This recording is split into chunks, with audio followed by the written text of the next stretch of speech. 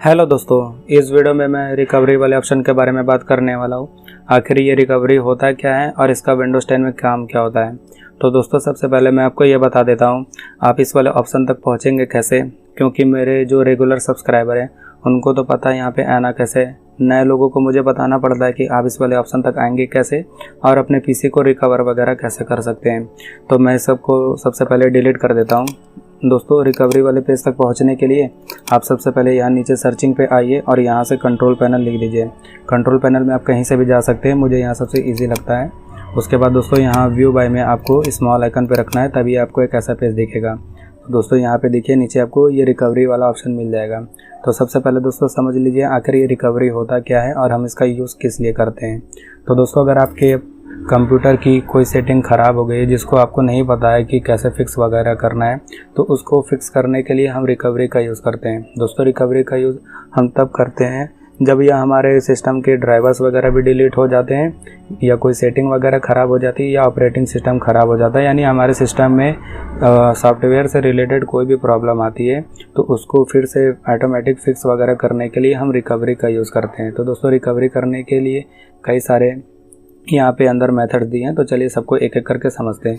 तो दोस्तों, जैसे मैं इसके अंदर जाऊँगा, देखिए रिकवरी के 3-4 ऑप्शन दिए गए, तो हर ऑप्शन को एक एक करके समझते हैं। सबसे पहला है क्रिएट अ रिकवरी ड्राइव। तो दोस्तों, अगर आपका ऑपरेटिंग सिस्टम पूरी तरीके से ख़राब हो गया है, यानी उसके अंदर के ड्राइवर्स वगैरह मिसिंग हो गए हैं वायरस के चलते, तो आप उसको फिर से अपने सिस्टम में डाउनलोड वगैरह करके उसको फिर से फिक्स कर सकते हैं। तो दोस्तों, इसको कैसे किया जाता है। सबसे पहले दोस्तों, आप अपने सिस्टम में कोई सीडी या डीवीडी लगा लीजिए जिसके अंदर ऑपरेटिंग सिस्टम पहले ही से इंस्टॉल हो। दोस्तों, आपको पता ही होगा जब आप कंप्यूटर ख़रीदते हैं तो आपको सीडी डीवीडी मिलती ही है उसके साथ। नहीं तो दोस्तों, आजकल आपको एक बूटेबल पेन ड्राइव बनाना पड़ता है। बूटेबल पेन ड्राइव के थ्रू भी हम अपने सिस्टम में ऑपरेटिंग सिस्टम को इंस्टॉल कर सकते हैं। तो सबसे पहले आप अपने लैपटॉप या कंप्यूटर में सीडी डीवीडी लगा लीजिए या बूटेबल पेन ड्राइव। उसके बाद इस ऑप्शन के ऊपर क्लिक कीजिए। क्लिक करने के बाद आपको यस करना होगा। उसके बाद दोस्तों, अगर आप अपने सिस्टम में वो सीडी डीवीडी लगा के रखे होंगे या पेन ड्राइव लगा के रखे होंगे, तो उसके बाद आपको यहाँ कुछ सिंपल स्टेप्स आएंगे, उसको आप फॉलो करके अपने सिस्टम के अंदर नया ऑपरेटिंग सिस्टम फिर से इंस्टॉल कर सकते हैं। दोस्तों, मैंने अभी लगाया नहीं है इसलिए वो ऑप्शन नहीं आएगा, क्योंकि दोस्तों सीडी डीवीडी के थ्रू अगर आप जब अपने सिस्टम में ऑपरेटिंग सिस्टम इंस्टॉल करते हैं तो वो प्रोसेस काफ़ी लंबा होता है, उसके अंदर 1-1.5 घंटा लग सकता है। तो दोस्तों, वो प्रोसेस मैं अभी यहाँ पे आपको नहीं बताऊंगा क्योंकि वो प्रोसेस लंबा है। इसको कवर करने के लिए दोस्तों मैं कोई अलग वीडियो ले लूँगा जिसमें मैं पेन ड्राइव के थ्रू आपको अपने कंप्यूटर में ऑपरेटिंग सिस्टम इंस्टॉल करना सिखाऊँगा। मैंने आपको बस यहाँ पर ये बताया कि हर ऑप्शन करता क्या है। मेरा यहाँ पर बस मेन मोटिव यही है। मैं यहाँ पे आपको ऑपरेटिंग सिस्टम इंस्टॉल करने नहीं बताया हूँ क्योंकि वो अलग से टॉपिक है। अब दोस्तों, हम अगले ऑप्शन को समझते हैं, अगला ऑप्शन किस लिए यूज़ आता है। तो दोस्तों, अगला ऑप्शन है ओपन सेटिंग रीस्टोर। यानी दोस्तों, अगर आपके कंप्यूटर की कोई सेटिंग वगैरह ख़राब हो गई है, अगर आपको नहीं पता है कि उसको कैसे ठीक करना है, तो इस वाले ऑप्शन का यूज़ किया जाता है। क्योंकि दोस्तों, हम अपने कंप्यूटर में अलग अलग ऑप्शन के अंदर जाते रहते हैं, जिसकी वजह से कुछ सेटिंग ख़राब हो जाती है या कुछ सेटिंग ऐसी हो जाती है जिसको हमको नहीं पता है कि उसको कैसे फिर से उस ओरिजिनल कंडीशन में लाना है। तो उसके लिए हम ये वाला सेकंड वाला ऑप्शन यूज़ करते हैं। तो दोस्तों, जैसे आप इसके ऊपर क्लिक करेंगे, देखिए कैसा पेज आ जाएगा।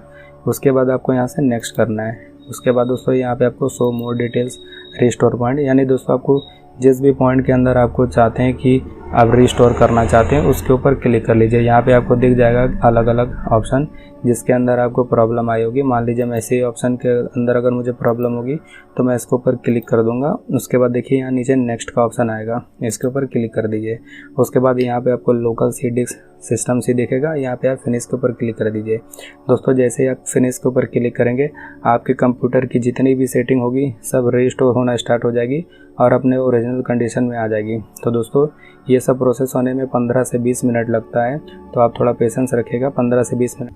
दोस्तों, यहाँ मैं फिनिश वाले ऑप्शन के ऊपर क्लिक नहीं कर सकता, क्योंकि अगर दोस्तों मैंने फिनिश वाले ऑप्शन के ऊपर क्लिक किया तो मेरा सिस्टम क्या होगा, वो रिस्टोर होना स्टार्ट होगा। अगर ये रिस्टोर होना स्टार्ट होने लगेगा तो मेरा रिकॉर्डिंग वगैरह बंद हो जाएगी। अगर रिकॉर्डिंग बंद हो जाएगी तो आपको कुछ दिखेगा ही नहीं, तो मैं यहाँ पे फिनिश के ऊपर नहीं क्लिक करूँगा। अगर दोस्तों अगर आपकी सेटिंग ख़राब वगैरह हो गई है तो आप यहाँ से फिनिश के ऊपर क्लिक करके अपने सिस्टम की सारी सेटिंग को रीस्टोर कर लीजिए। मैं यहाँ इसको कट कर देता हूँ। अब दोस्तों, हम अगले ऑप्शन को समझते हैं। अगला है कॉन्फ़िगरेशन सिस्टम रीस्टोर। आखिर ये किस लिए यूज़ होता है। तो दोस्तों, आपको पता ही होगा कि जो हमारा ऑपरेटिंग सिस्टम है वो हमारे हार्ड डिस्क में इंस्टॉल होता है, तो उस हार्ड डिस्क की स्पेस को मैनेज वगैरह करने के लिए ये वाला ऑप्शन दिया जाता है। तो चलिए इसके अंदर चल के समझते हैं आखिर है क्या। तो जैसे मैं इसके ऊपर क्लिक करूँगा, देखिए कैसा पेज आ जाएगा। तो सबसे पहले आपको यहाँ देखिए सिस्टम रीस्टोर देखने को मिलेगा। तो जैसे मैं इसके ऊपर क्लिक करूँगा, देखिए ये वाला पेज फिर से आ गया। अभी कुछ देर पहले ही मैंने इसको बताया, तो मैं इसको यहाँ कट कर देता हूँ। उसके बाद देखिए दोस्तों, नीचे यहाँ पे आपको प्रोटेक्शन सेटिंग दिखेगी और यहाँ पे आपके हार्ड डिस्क के पार्टीशन दिखेंगे। दोस्तों ये देखिए मेरे हार्ड डिस्क के 3 पार्टीशन है, C, D, E। और दोस्तों हमारी जो ऑपरेटिंग सिस्टम है वो हमारे C ड्राइव में इंस्टॉल है और उसके ऊपर प्रोटेक्शन ऑन है। तो अब चलिए इसको चल के अंदर डिटेल में समझते हैं कि आखिर ये होता क्या है।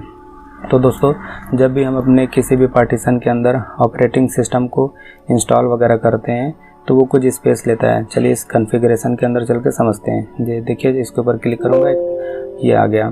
तो जैसे दोस्तों मान लीजिए मैंने C ड्राइव के अंदर अपना विंडोज़ 10 इंस्टॉल करके रखा है। तो यहाँ पे आप देख रहे होंगे लगभग 3.5 GB की स्पेस मेरी पहले से ही रिज़र्व है। आखिर ये रिज़र्व क्यों होती है? तो दोस्तों आपको पता ही होगा कि हमारे सिस्टम से बाय मिस्टेक कोई ना कोई ड्राइवर्स वगैरह डिलीट हो जाता है, कोई सेटिंग वगैरह ख़राब हो जाती है या कोई सेटिंग ही डिलीट हो जाती है। तो उस वाले ड्राइवर्स को या उस सेटिंग को फिर से लाने के लिए ये 3.5 GB की स्पेस का इस्तेमाल किया जाता है।